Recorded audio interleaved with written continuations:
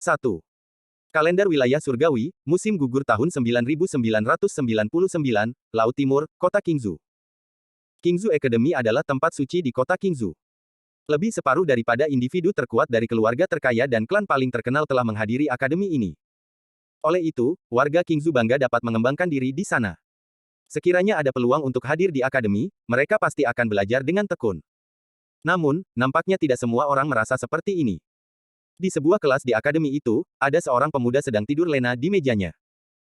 Kuliah di bahagian depan bilik adalah seorang wanita muda, yang memakai gaun teal panjang. Dia menyadari perkara ini.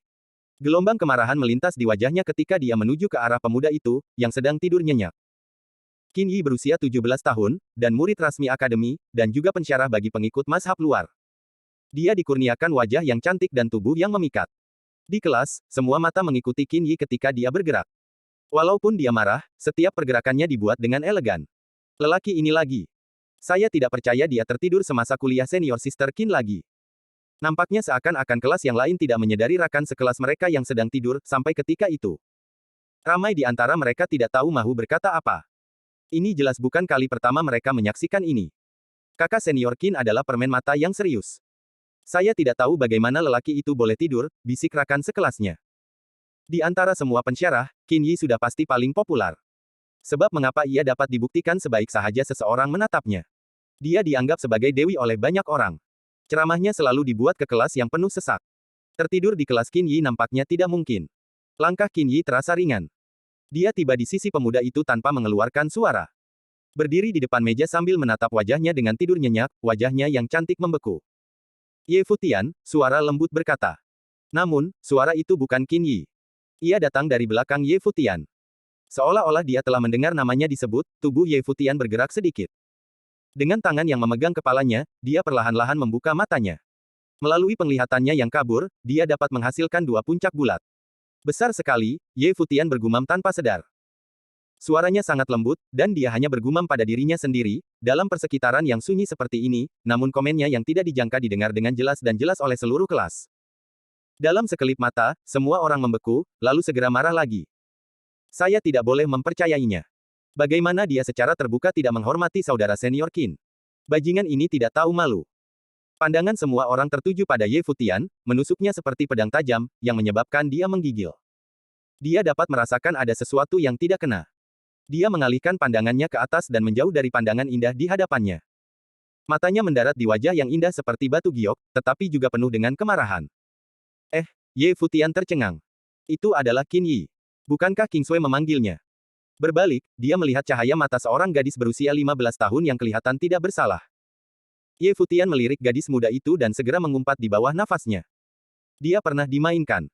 Tidak heranlah jika Sais cawan itu salah. Kakak senior Qin, saya, Ye Futian coba menjelaskan. Ye Futian, Qin Yi mengganggu dia dengan dingin. Dia bertanya, apa sejarah di sebalik penubuhan Qingzhou Academy? Sudah jelas Qin Yi ingin mengelakkan rasa canggung dengan mengubah topik pembicaraan, tetapi Ye Futian dapat dengan jelas merasakan kemarahannya memancar ke arahnya. Dia bahkan dapat merasakan kehendak pedang mengalir ke tubuhnya. Itu setajam pisau, memotong setiap inci tubuhnya. 300 tahun yang lalu, Great East Phoenix menyatukan Divine of the East dan memerintahkan semua dukas untuk menubuhkan Akademi Seni Mempertahankan Diri untuk mempromosikan seni mempertahankan diri. Inilah sebab di sebalik penubuhan Akademi Qingzhou, Ye Futian menjawab. Sudah tentu, apa yang dia katakan telah keluar dari buku sejarah. Dalam buku sejarah klannya yang tidak rasmi, nama lain dihubungkan dengan peristiwa ini.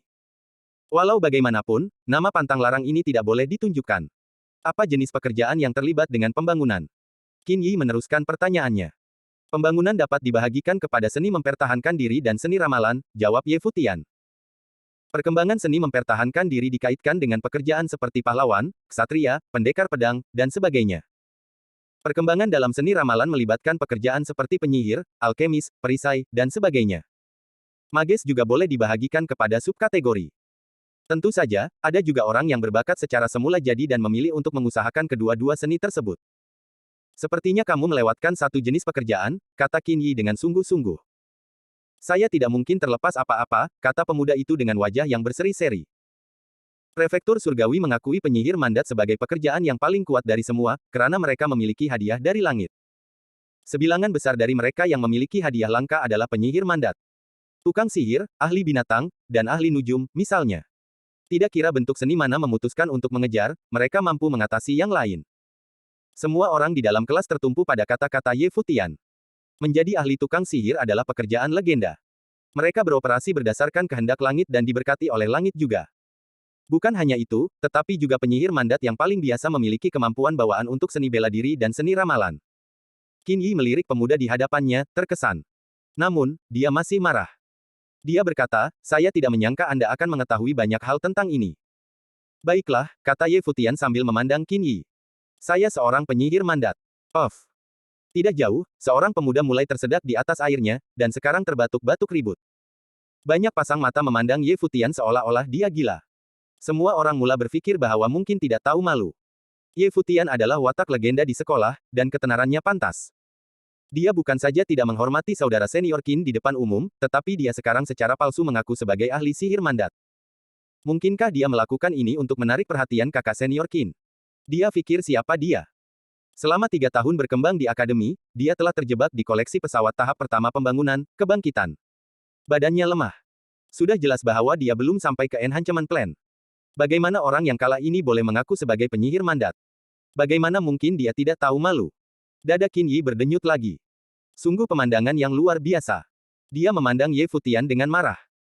Oleh karena kamu seorang ahli tukang sihir mandat, kamu harus memiliki semangat di istana kehidupanmu.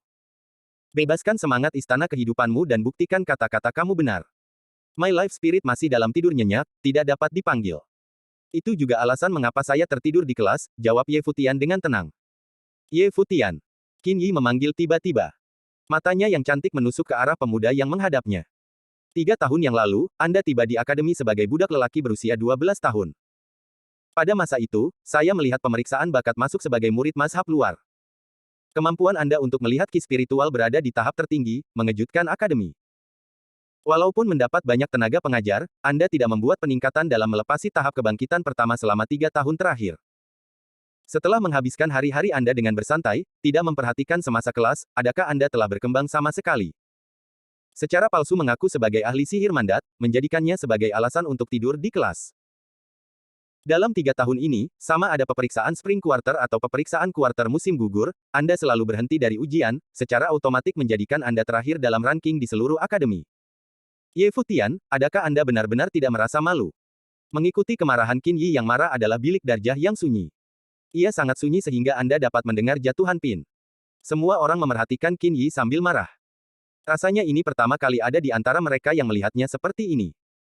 Ye Futian juga terkejut karena terkejut. Matanya yang gelap dan hitam merenung wajah halus di hadapannya, yang kini merah dengan kemarahan. Adakah sudah 3 tahun? Dia berpikir pada dirinya sendiri. Tanpa sadar, 3 tahun telah berlalu, tetapi keributan di istana kehidupannya masih sama, tidak berubah. Dia juga agak terkejut karena kakak kanan Qin, Dewi bagi banyak orang, biasanya kecantikan Ais. Namun, nampaknya dia terus memerhatikannya, dan melakukannya sejak pemeriksaan bakat masuk pada saat itu. Bilik itu dipenuhi dengan kesunyian yang mati. Qin Yi dengan berhati-hati memandang pemuda itu di depan matanya. Dia memiliki wajah tampan dengan ciri yang tajam, dengan mata yang jernih dan sedalam langit malam. Pada usia muda 15 tahun, satu-satunya kekurangannya adalah bingkai kurus. Dalam beberapa tahun, dia pasti akan tumbuh menjadi lelaki yang menarik. Qin Yi dengan senyap bertanya pada dirinya sendiri, apakah suaranya terlalu keras? Dia melihat sedikit kesedihan di mata Ye Futian. Kemarahannya hilang sedikit. Masih ada 1 bulan sebelum peperiksaan suku musim gugur tahun ini. Sekiranya Anda gagal atau menyerah lagi, tidak ada yang dapat menyelamatkan Anda dari diusir. Akademi tidak akan membiarkan Anda tinggal, adakah Anda mengerti? Qin Yi menyambung. Kelas menonton. Nampaknya akademi telah mencapai hadnya dengan lelaki ini. Adakah dia akhirnya akan diusir? Sekiranya ia berlaku, ia akan menjadi salah satu buku sejarah. Bagaimanapun, tidak mudah dikeluarkan dari Akademi Qingzu. Jika dia pergi, saya pergi. Dari belakang bilik, seseorang bercakap agak acuh tak acuh. Banyak yang memandang ke arah pemuda itu, yang duduk di sudut. Ada juga pandangan dengki, cemburu, pemujaan, dan kerisauan. Akademi telah memutuskan bahwa Yu Sheng tidak harus berpartisipasi dalam peperiksaan musim semi tahun depan, kata Qin Yi. Dia dapat memilih untuk berkembang di Akademi Battle House, dengan masyarakat ksatria, atau di salah satu sekolah ramalan.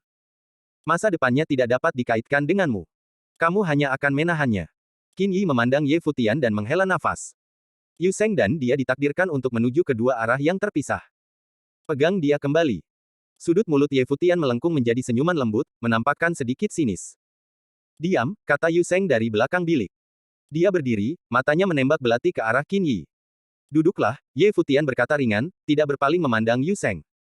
Pandangan Yu Sheng mulai redup ketika melihat siluet di hadapannya. Dia kemudian duduk dengan senyap, seolah-olah kata-kata Ye Futian adalah perintah mutlak kepadanya. Saya sudah memutuskan, Ye Futian memiliki senyuman sembrono di wajahnya. Dia meneruskan sambil memandang Qin Yi, saya secara rasmi mengambil bahagian dalam peperiksaan musim kuarter tahun ini. Di belakang, mata Yu Sheng berkilau. Setelah 3 tahun, apakah dia akhirnya akan mengambil serius? Selama 3 tahun perkembangannya di Qingzu Academy, semua orang mengetahui bakat Yu Sheng yang luar biasa. Keupayaannya untuk melihat unsur logam berada pada tahap tertinggi. Dia juga sangat berbakat dalam seni mempertahankan diri. Dia dapat terus berkembang dalam salah satu seni. Walaupun dia adalah murid sekte luar, pesawatnya lebih tinggi daripada banyak pensyarah di akademi. Tetapi walaupun begitu, siapa yang benar-benar dapat memahami Ye Futian? Tubuhmu lemah, ditambah kamu masih tersangkut di pesawat awakening pertama, koleksi-koleksi. Walaupun kamu mengambil bahagian dalam peperiksaan musim gugur, bagaimana kamu mengharapkan untuk lulus? Qin Yi menatap Ye Futian, menghela nafas dalam-dalam. Walaupun dia mula bekerja keras sekarang, mungkin sudah terlambat. Dan bagaimana jika saya lulus? Nampaknya Ye Futian tidak mempunyai pemahaman yang jelas mengenai kemampuannya sendiri. Suaranya dipenuhi dengan keyakinan. Sekiranya Anda lulus, maka Anda bebas melakukan sesuka hati di dalam kelas, jawab Qin Yi. Cahaya pelik melintas di matanya ketika dia mengambil sosok menawan yang berdiri di hadapannya. Matanya secara tidak sadar menuju ke tempat yang semestinya tidak dia cari. Dia bertanya dengan lemah, apakah benar-benar baik untuk saya melakukan apa sahaja yang saya mahukan? Lelaki ini. Apa yang dia maksudkan dengan itu? Ramai yang tertanya-tanya sambil menatap Ye Futian. Kamu tidak tahu malu, di mana kamu rasa kamu cari? Pelajar lain akhirnya menyadari apa yang dilatih oleh matanya. Oh, bagaimana mereka semua mahu memukulnya?